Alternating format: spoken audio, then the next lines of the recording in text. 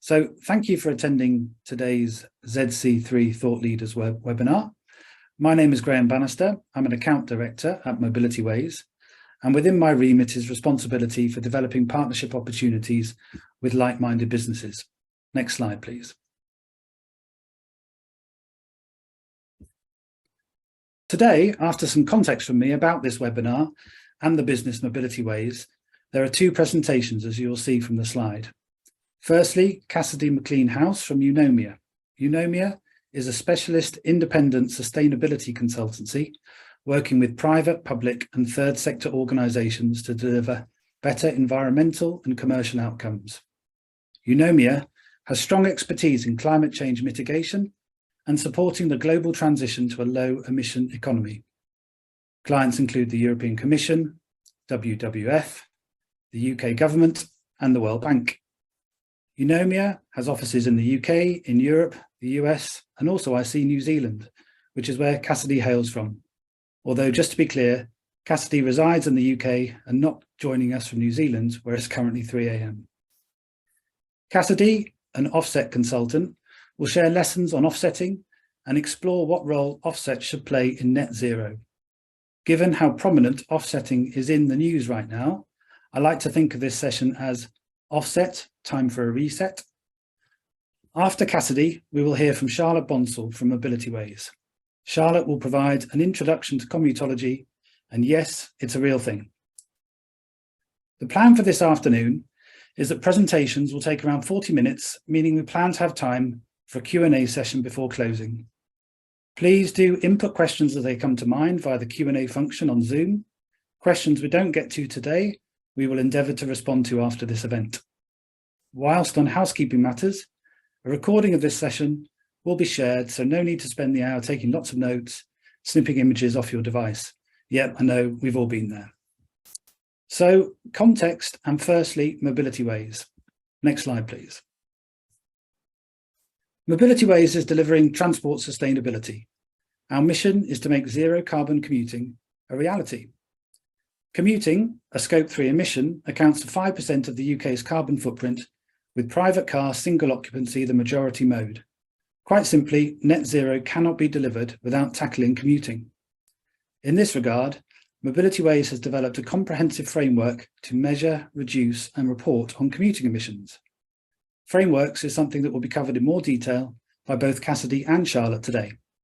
Next slide, please. Mobilityways foundations are built on LiftShare, which for 20 years has been enabling lift sharing schemes for large employers and operating as a free-to-use platform for anyone to post up their journey and for others to take a seat on that trip. We're extremely proud of delivering impact, behaviour change, and doing more with less. 700 organisations, 700,000 community members, and over 1 billion commuting miles saved. Lift sharing is an important tool in the ongoing battle to reduce congestion on our roads, reduce emissions, and improve air quality. That said, lift sharing is just one reduction mechanism, and with the ever more urgent need to accelerate modal shift across the UK, so active travel, public transport, cars, in that order, so the natural evolution of the business to provide additional strategic support to clients directly or via partnerships with others driving the sustainability agenda. Partnerships we see as being key to helping accelerate zero carbon commuting, and I'm sure collaboration is vital for the success of the businesses you represent. Next slide, please. So why ZC3 Thought Leaders? This programme of events, monthly or thereabouts, has been born from our carbon commuting conference ZC3. ZC3 will be celebrating its 3rd birthday this autumn. Look out for an invite later in the year. 900 signed up last year, and we expect to break into 4 figures in 23.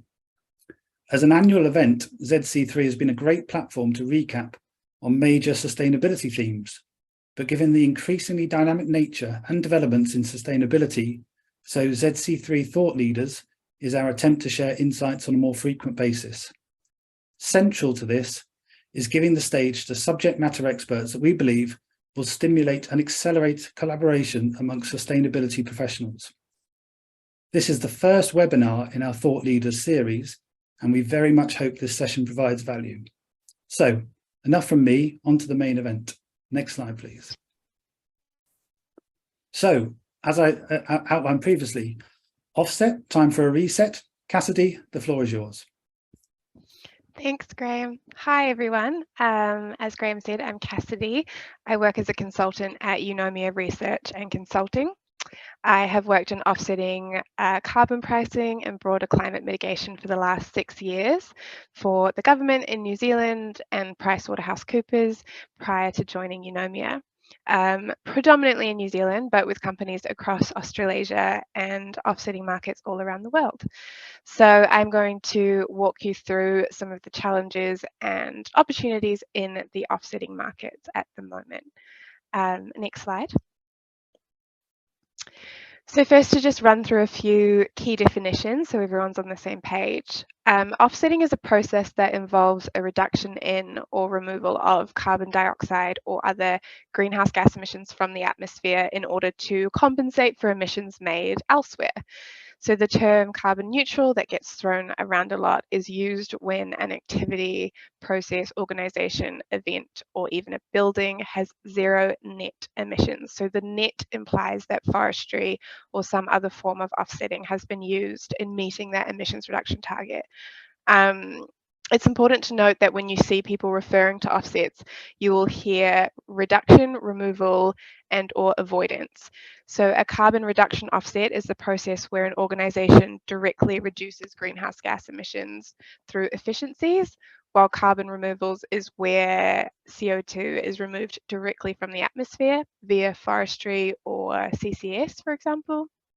And an avoidance credit is generally not accepted in many net zero frameworks, but it's where emissions were avoided, for example, through the switch to renewable energy. So there are a lot of offsets on the market at the moment, but not all are good offsets. So ideally, credible voluntary offsets would satisfy the following. So it would be transparent. That is that the details of a voluntary carbon offset and how the offset meets all the principles of voluntary carbon offsetting should be clearly stated and publicly available. A good offset should be real, measurable, and verified. So the units for the voluntary carbon offset represent a tonne of CO2 or equivalent emissions reduced or removed from the atmosphere from tangible activities that have actually been implemented. So the reduction or removal is supported by evidence from credible monitoring and reporting, and it should be verified by a third party as well. Probably one of the most challenging aspects is that a good offset should be additional. So the greenhouse gas emission reductions or removals are due to a specific intervention and would not have occurred under business as usual. So it can't be something that was going to happen anyway. A good offset should not be double counted, so only one entity, whether that is a country towards the NDC, for example, a company or a person, can use the reduction or removal for achievement of their emissions reduction or carbon neutrality goals. So this means that the reduction or removal can't be double claimed, which is where two or more parties claim the same emissions reduction. So for example, an organisation claims an emissions reduction in England to voluntary offset their carbon emissions for their business, and then that same emissions reduction is also used to meet the UK's international emissions reduction target as part of their national accounting. So that's double claimed. It can only be claimed for one or the other. A good offset should address leakage, so the activity of reducing or removing emissions within the boundary of the credited activity does not result in increases to emissions elsewhere. And finally, probably the other most challenging and controversial aspect alongside additionality is that a good offset ideally should be permanent. So reductions or removals have to be maintained over time and be unlikely to be reversed. So for any demonstration of permanence, it's really recommended that the organisation also states how the voluntary carbon offset will be managed if, for some unforeseen circumstance, the offset is reversed. So for example, if a permanent forest is used for voluntary carbon offsetting and a natural disaster, like a fire, burns the forest down, the organisation is obliged to undertake further activity that will result in the emissions that were released during the fire be sequestered or removed somewhere else. And finally, kind of a bonus point is is asking yourself, or organisations asking themselves, whether or not my offset will cause any net harm. So in addition to the 6 voluntary carbon offsetting principles that we just went through, organisations also need to ensure their offset does no net harm to people, to animal welfare, or to the environment. And we'll touch on that a bit more later. Can we go to the next slide, please? So a brief sort of overview of the offsetting state of play at the moment. So the beginning of the year has seen offset markets it's seething with a bit of controversy. A lot of breaking stories have cast doubt on its effectiveness, and there are 2 parts to this. So there is some real merit to the critique, as many offsets on the market don't uphold many, if any, of the core principles of good offsets that we talked about earlier. However, there's a lot of methodological understanding and misunderstanding in this space, particularly from NGOs, the media, and it's not malicious so much as it is a very complicated practice where there is no one set of overarching regulation and no sort of one set of good guidance that governs this area. It also, I think, suffers from a bit of a legacy problem. So it's inherited some negative perceptions from the Kyoto Protocol 30 years ago, when some states were trading what was essentially hot air and wasn't legitimate forestry units at all. So when I talk about methodological challenges, what I'm essentially talking about is planting a tree in your backyard is not the same as creating offsets or trading offsets in the offsetting market. And although the former will, of course, by its nature, sequester some CO2, legitimate offsets need to satisfy certain criteria in addition to the principles we covered, depending on what country they're in and what verifier an organisation is using.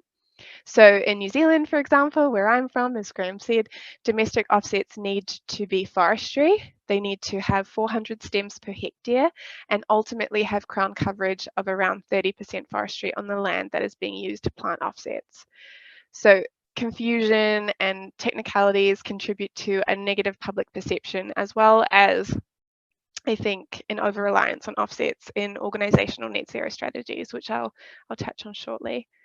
And finally, on this slide, I want to touch on international versus domestic offsets. So if we take a look at some risks and challenges associated with international offsets first, as there tends to be more of them on the market, and they tend to be the one that attracts the most controversy in the press. So I mentioned earlier that organisations should ensure their offsets do no net harm to people, animals, or the environment. So for example, if a voluntary carbon offsetting action is undertaken overseas, the offset provider should ensure foreign labour laws and standards are adhered to. And while there are some benefits to international offsets, so for example, a thriving international offsetting market can potentially do things like stop deforestation of important ecological assets like the Amazon, there are also some real ethical challenges in this space. So you may have seen Disney's offsetting project in Alto Mayo in Peru in the news recently. It was part of the big Vera report that The Guardian came out with, which is where Disney has essentially bought and conserved a portion of rainforest about twice the size of New York City, I think, and have then claimed the offset for their cruise ships and their parks, so offsetting those emissions from their cruise ships and their parks. Now, Disney Conservation International and Vera, which is a third-party offset provider and verifier, have all referred to it as kind of this resounding success. However, on the flip side of that, there has been some contention with locals indigenous to the area who claim that in some instances they've been displaced or some important indigenous artifacts have been destroyed, which kind of creates this uncomfortable neo-colonial narrative. And ultimately, for a for-profit company like Disney, I think Shell has a similar scheme in Peru as well.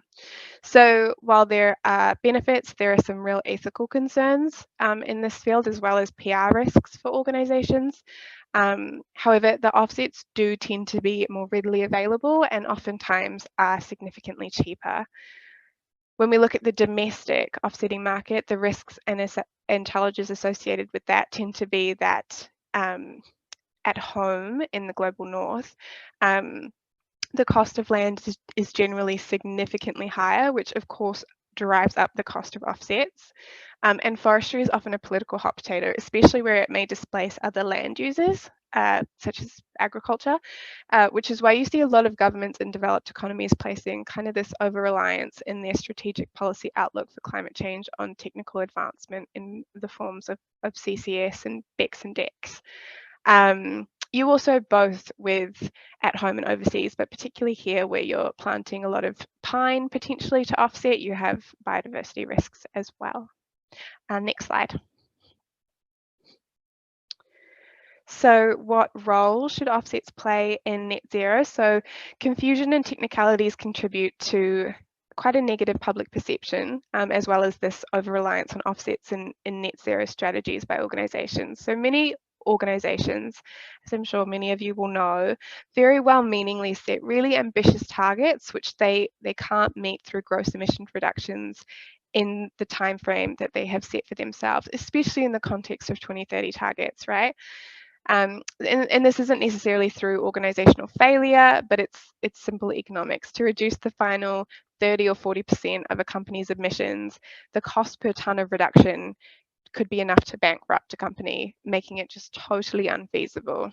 So obviously making emissions cuts early will mean lower costs in the long run, lower kind of cumulative emissions, and then less need for offsets in the future. I think what's key for organisations to understand is first what their emissions footprint is, what's feasible to reduce in the context of their chosen target and time frame, and then understand what will need to be offset in the future in order to get you to that target.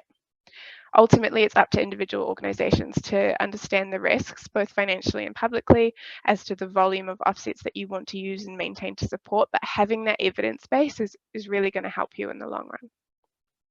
Next slide.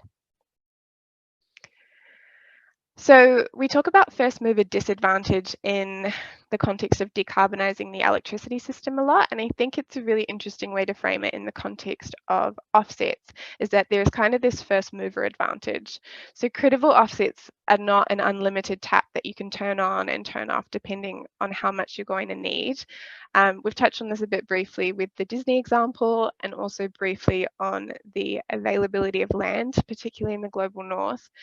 But companies who have strategic offsetting strategies in place now as part of their broader net zero strategies are going to have a much more cost-effective transition to whatever net zero or climate change related target that they've set for themselves. So with large corporations already taking this view, including large oil producers, for example, offsets that are credible, available, and cost-effective are going to continue to shrink. And this exposes organisations, particularly small to medium organisations, to greater risk as we near 2030 and beyond. So understanding your footprint now, understanding what you can gross reduce in time for your target and what you'll need to offset is really important. And that's something that we work with our clients on a lot. So it's not just enough to set a target and prioritize where you'll make cuts in the context of 2030, 40, 50. It's going to require some, if not a significant amount of offsets. So you need to commercially plan for that now, as well as including it in your sustainability strategies. Next slide. And finally, just a note on offsetting in the transport sector. So organisations should prioritise gross reduction and use offsets to mop up residual emissions, particularly from hard to abate sources. Transport as a whole generally has a low marginal abatement cost and tends to be low hanging fruit in the context of MAC curves. I understand the realities of that is slightly different for organisations who can plan to switch to BEVs and decrease or eliminate air travel. This tends to be true both at the individual level and at the state level as well. However, when we're talking about transport and mobility, offsets will have, I think, a really important role to play in heavy diesel, in long-haul transport, shipping and aviation, sectors where technically and economically feasible alternatives do not yet exist. And obviously there are some technologies such as the application of green hydrogen in this space, but certainly not available in any widespread way. And the cost per tonne of these solutions are definitely significantly higher than engaging in offsets. Next slide. So thank you so much for your time. In summary, I think the most important thing to take away for any organisation who is thinking that they will engage in offsetting market, is to take a really long-term strategic view and understand what is and what isn't a good offset when you're talking to any third-party offset providers. So for anyone who's interested in discussing further, my contact details are on the screen. And I will pass back to Graeme. Thank you so much for your time.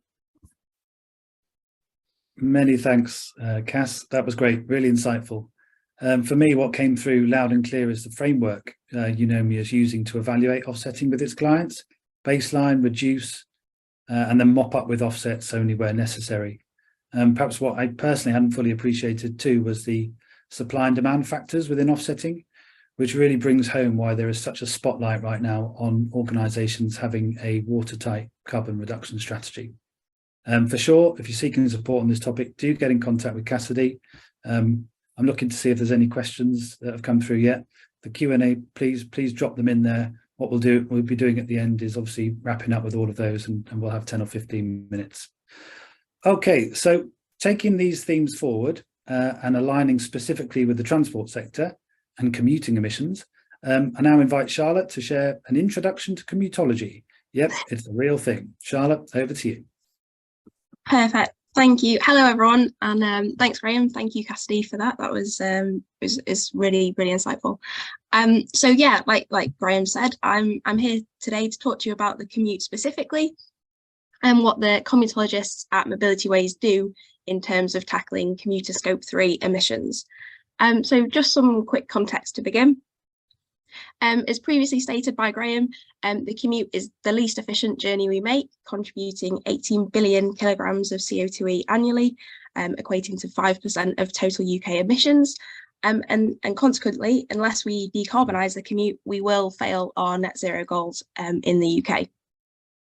So at Mobilityways, we are on a mission to make zero carbon commuting a reality, and the Commutology team is the driving force behind that goal. We are the experts on sustainable commuting, both internally and externally, with the primary focus to ensure that our large employer clients make impact through our software solutions, following our recommendations to ensure that they hit their commuter emissions reduction targets. Mobilityways solutions offer employer climate technology, providing a framework to empower organisations to measure, reduce and report on their commuter emissions. As a commutologist, my role is to arm our clients with relevant and powerful commuter insights before helping to implement solutions, bridging that gap between people wanting to do their bit and not understanding where to start, or maybe having the opportunity to do so. Whilst these are rooted in sustainability and achieving our mission of zero carbon commuting, it is not just the planet that benefits from our approach. Mobilityways deliver impact in the form of emission reduction and miles taken off the road, driving forward those net zero targets, but also as well as helping reducing congestion locally and improving air quality. But also in the cost of travel for employees, affordability of transport is a major barrier at present, and the cost of living crisis is a prevalent issue for both employees and employers. So by supporting organisations to consider their employees' commutes and enhance access to site, we assist with recruitment and retention issues, allowing people to get to work more affordably, efficiently and ultimately sustainably, which all contributes towards supporting employee health and well-being. If I can have the next slide, please. Perfect.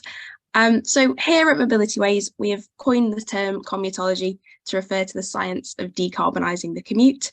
And when it comes to reporting back on your commuter emissions, the dedicated team of consultant commutologists here at Mobilityways have spent over 20 years developing the tools and the methodology required to allow us to work in partnership with you to generate the reporting needed to outline and evidence your journey to net zero, and ultimately set you and your clients on that right path to measure, reduce and report on those scope 3 commuter emissions. But what makes a commutologist someone who sits within that sustainability context, but who is a dedicated scientist of the commute.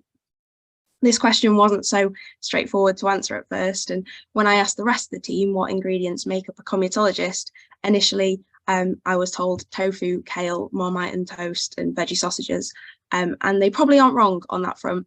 But what I will tell you is, in addition to our plant-based diets, the commutology team at Mobilityways are the experts on sustainable commuting, from active travel to car sharing, both internally and externally, with the primary focus to ensure that our large employer clients make impact with our software solutions, ensuring that they hit those commuter emission reduction targets. To make this possible, we gather and synthesize employee commuting data, translating it into a real-world context in order to deliver impact on the ground level. This requires a highly enthusiastic and motivated team with a can-do approach. We all have a strong passion for the environment and have made it our mission to make zero carbon commuting a reality, with the belief and the dedication to build greener communities through driving positive behaviour change to make that positive impact, resulting in sustainable commuting best practice. Next slide, please. If we dive a little bit deeper into what that means on a day-to-day basis, as a commutologist at Mobilityways, my role is to onboard clients onto our programme and work through that three-phased framework designed to measure, reduce and report on commuting emissions, providing the foundation for creating a strategy and a roadmap for enabling sustainable commuting to tackle Scope 3 emissions. Being a commutologist involves asking a lot of questions. We design and deliver travel surveys to understand employee commuting behaviour in order to gain insight into barriers preventing people from utilising sustainable commuting modes. A recent surveying exercise that we ran with a financial institution saw a response rate of 50%. So using our proven tech solutions to drive efficiency and engagement to assist with developing their strategy behind an imminent office move, combined with the scoping exercise to carry out the due diligence around how this was going to impact their employees' commute. Then, taking specific question data from the survey, I calculate an organisation's average commuter emissions level, which is the kilograms of CO2e generated per employee per year. At Mobilityways, we developed ACEL, or the average commuter emissions level, as the only standardised methodology for benchmarking and comparing commuter emissions over time. Scope 3 emissions are now under the spotlight, and urging organisations to take accountability for their full environmental impact, including commuting. And until now, employers had no standardised way of measuring their contribution to that 18 billion kilograms of CO2e that is generated from the UK's commuters every year. By conducting annual travel surveying, we are able to compare ACEL scores year on year, tracking your progress towards net zero, seeing the impact of our recommendations and interventions in action. The ACEL methodology also allows for easy benchmarking and comparison of commuter emissions, not only between different time periods, but also different worksite locations. A further key component of my day-to-day role is running that scoping smart mobility postcode analysis. This identifies real-world sustainable commuting potential. And once I am armed with the art of the possible from the scoping analysis and insight into current commuter habits from the travel survey findings, I assist with implementing targets and strategy for reducing commuter emissions with the goal of developing a zero carbon commuting roadmap. The Commutology team at Mobilityways, working with you, will then be able to suggest recommendations and assist with next steps within our reporting to help develop strategies to influence real change for organisations on the ground level. This can involve launching a lift share scheme to help employees find a lift to work, saving money, reducing congestion and alleviating parking demands, to distributing personal travel plans to employees and informing them of all available commuting options so that they can make informed commuter travel choices. Furthermore, as part of my role, I assist organisations with sustainable car park management, which can include allocating permits based on criteria such as how many alternative options there are outlined in their personal travel plan, to implementing and running car share only parking bays, to encourage carpooling. I am tasked with driving forward that positive behaviour change to shift people away from commuting via single occupancy vehicle, with that goal being emissions reduction. Decarbonising the commute is not only about current infrastructure and what improvements need to be made, but relies heavily upon influencing the behaviour change of your commuters. The Commutology team will directly engage with employees to understand the challenges that they face in regard to their commute, as well as explaining the importance of decarbonisation in terms of tackling climate change. Within the Mobilityways dashboard, you can view the behaviour change impact of personal travel plans, a key component within that wider reporting metric of how to tackle commuter emissions levels. But how does this work in practice? If we can go to the next slide, please. And the next one, sorry. Thank you. One of the many organisations we've worked with and used scoping data in practice to bring in partners within the mobility space is Cheshire Constabulary. Mobilityways has been working with Cheshire Constabulary to understand the sustainable commute options available to their team and improve routes with Arriva Bus. I'm just going to play a short clip explaining how powerful scoping data can be in influencing real-world change.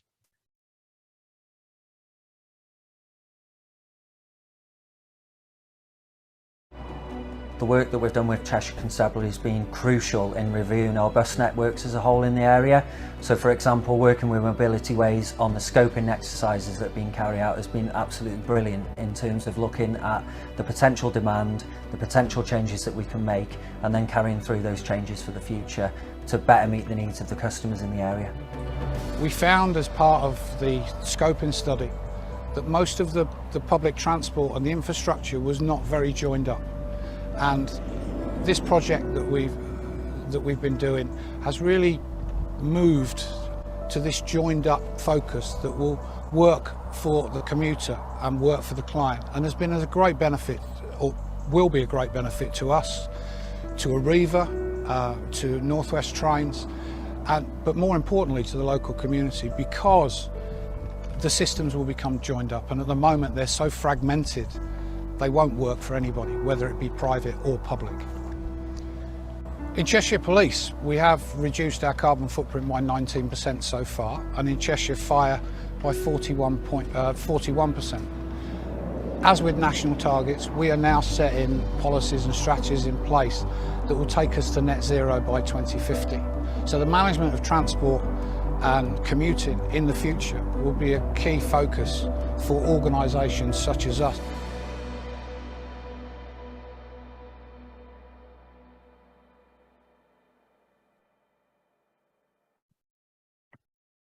Perfect. I just thought I'd share that clip to give you a break from hearing my voice, but also to highlight how the scoping data does work in that real world context in generating partnerships within the mobility space. If we can go to the next slide, please.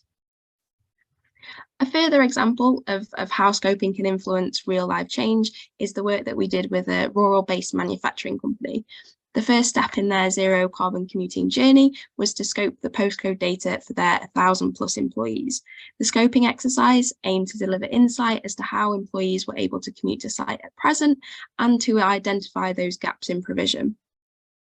The scoping analysis data was then used as evidence to support the business case for investment into infrastructure to improve access to site and to create the opportunity for more sustainable travel. The scoping data highlighted the lack in provision of public transport, especially in getting employees to work on time for their shift patterns. Whilst conversations are ongoing with public transport providers in the area to improve routes surrounding the site, the scoping data, along with sentiments from employees collected via the travel survey, highlighting that 22% of those that didn't cycle would consider cycling as an alternative to their current commute, enabled external funding conversations with a cycle and scooter sharing company to take place.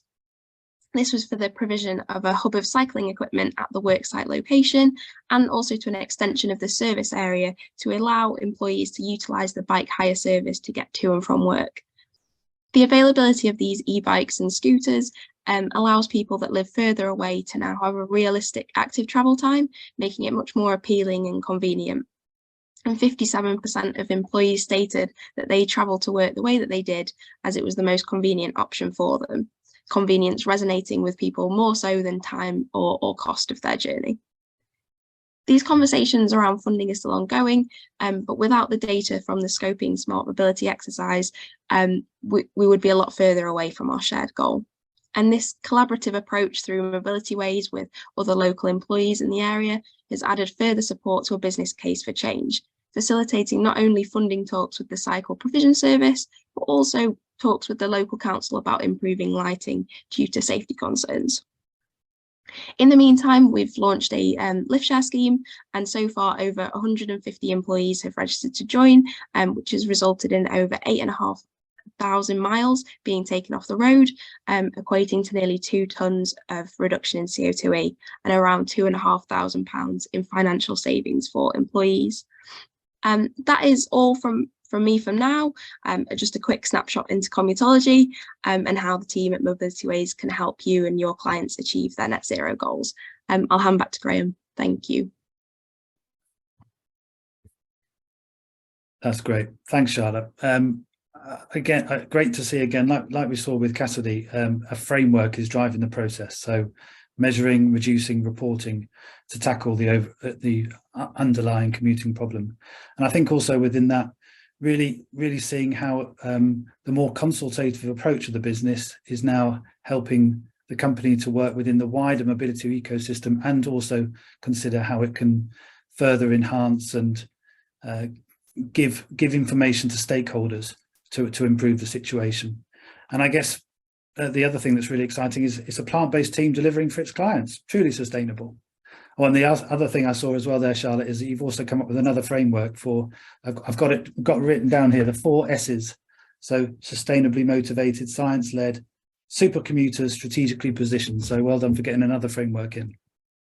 Okay, next slide. So we've got, fantastic, we've got about 15 minutes, I would say, for questions. I can see that one has come through, which is related to Commutology, which is fantastic, and we will get to that one in a second. I don't know if anyone has any questions relating to the offsetting. I guess I had one to maybe start, if I might, Cassidy.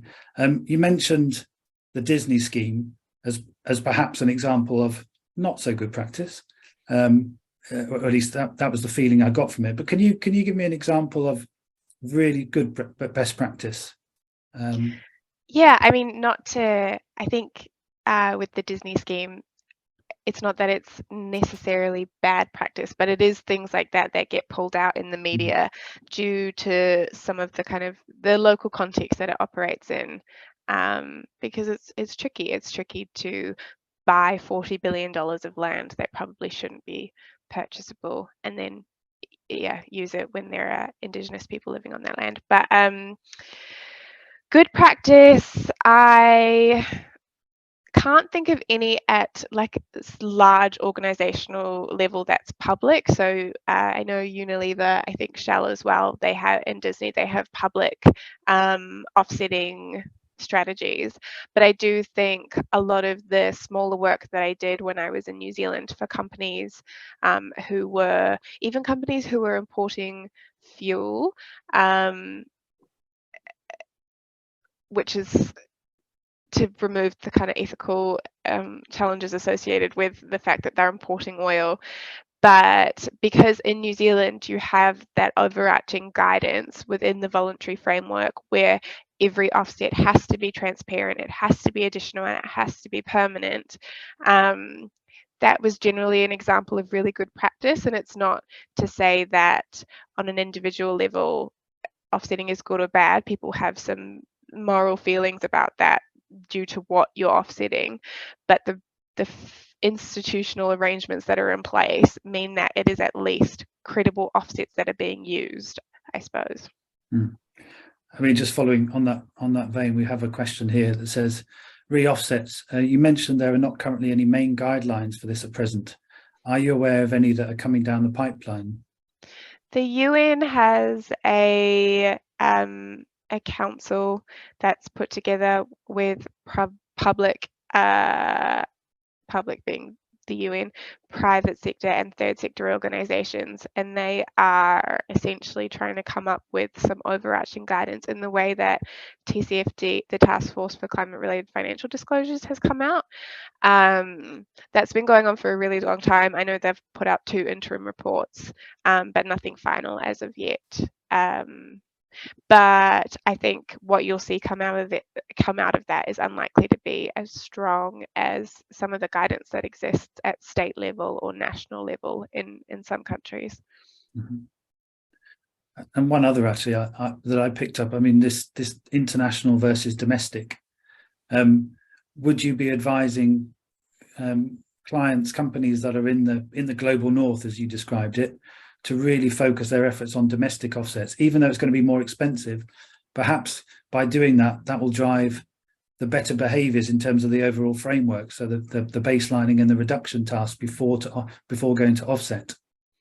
Yeah, exactly. And I think as well, it's better to do it at home first. It's far more ethical, it's far more transparent than going to somewhere like Peru, where even if you're complying with local labour laws, they're not necessarily something that you would want splashed across the front of the Guardian, right? That's a good test. So I think to focus on offsets at home is, for any country, is always first protocol. Fantastic, that's really helpful. Okay, and then moving more to the commutology. Oh, hang on, what's this? There's another one here. Let's pick this one up. Let's keep the thread going for offsetting for another few minutes. Question: is there an ideal percentage for companies to reduce their carbon emissions before they think about offsetting? That's a good question. Different frameworks often advise differently. So I know that SBTI is reduce 90%, offset the last 10%. I think that it should be a lot more flexible than that, because you will have some industries. I think the NHS is a really good example of this, is that they've set a 2030, I think, or 2040 net zero target. But a lot of their infrastructure has really heavy like process heat plant, what do you call them? Like big heaters that use coal. And it's really expensive to displace those assets, which are really large, and electricity to replace those assets will be extremely costly. But the NHS is an invaluable, very important public organisation, right? And then you have, by that logic, you could have a company like Unilever who could reduce 90%, offset 10%, when really they could offset far more, they could reduce far more and offset less. So I think you sort of need to look at a range of factors behind what is, historical responsibility and what is and isn't ethical. So I think it's better to take a much more flexible approach than strictly reduce 90%, offset 10%. Because not every organisation should be offsetting 10%. That's a lot, depending on the size of the organisation. Yes, it's interesting. You mentioned the NHS. I was at, and some of the people on this webinar probably were also at ED23 last week. The NHS presented, and I'm just looking at the picture I took of their slide at the time. Actually, it says the NHS contributes almost 5% of UK carbon emissions, 40% of public sector emissions, and 3.5% of all road traffic. So absolutely massive. And like you say, they've got some parts of the process which are going to be very difficult to decarbonise. Okay, I might just skip along into, there's a couple of other questions. We might come back to people, on email, etc. There is a couple of commutology questions, Charlotte. So we have one here.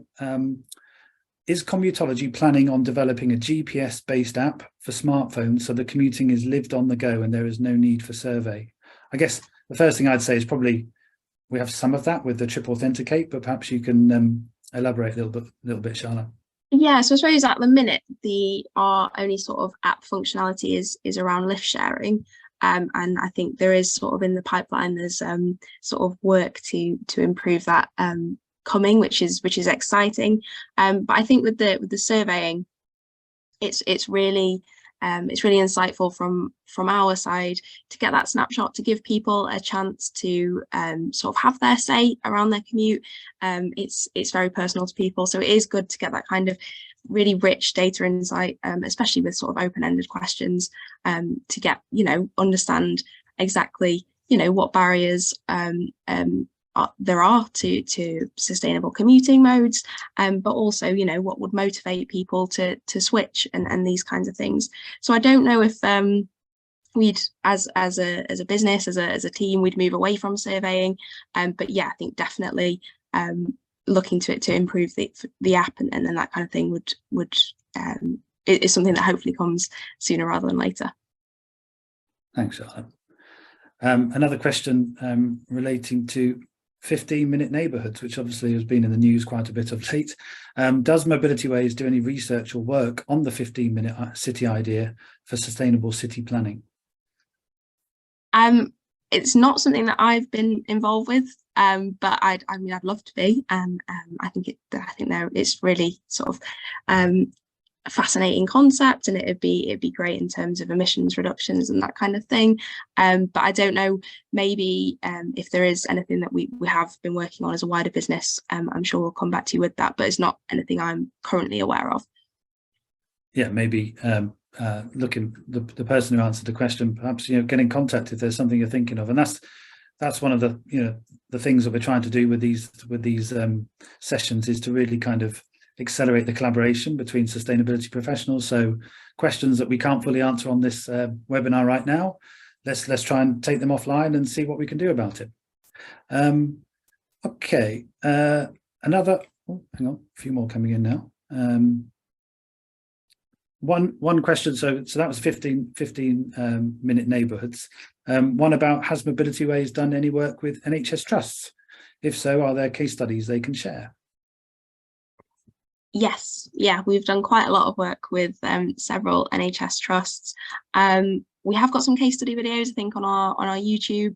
There's the most recent one is Bristol and Western hospitals, and that was that's a great sort of video with Charlotte Albert sort of hosting that, who's an account manager there. But yeah, we've worked with several sort of NHS trusts, as sort of Graeme just sort of alluded to, going to different sort of webinars and events with them as well.